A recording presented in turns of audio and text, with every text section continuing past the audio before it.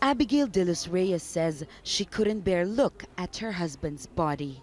Henry was riddled with bullets when he was brought to the morgue, along with at least 14 others who were killed last week.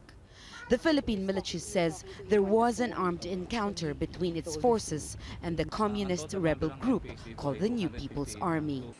It says the group led a small cell in Batangas province, a few hours away from the capital, Manila. This is a success because all of them except for about two managed to escape. And this is very critical in this area because we managed to decimate the whole, not whole, but there were I think about 7 or 8 left.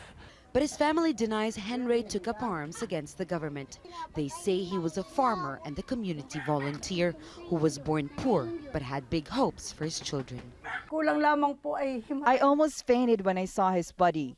Others had their innards coming out while the woman had big holes in their chest. All of them were naked.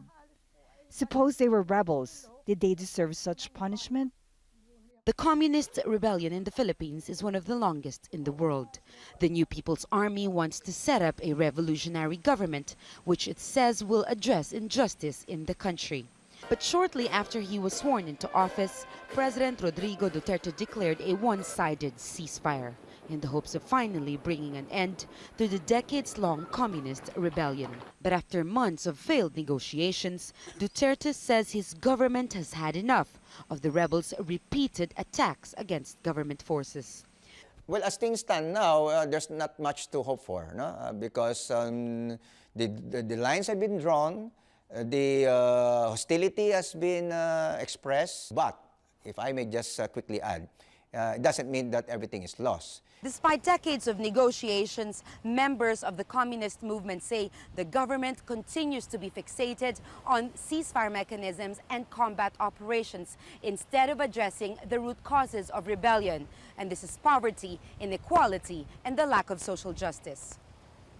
The lack of decent jobs and social services in far-flung communities have forced many to join the rebellion.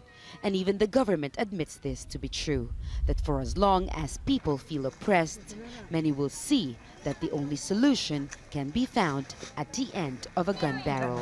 Jamela Alindogan, Al Jazeera in the province of Batangas, Northern Philippines.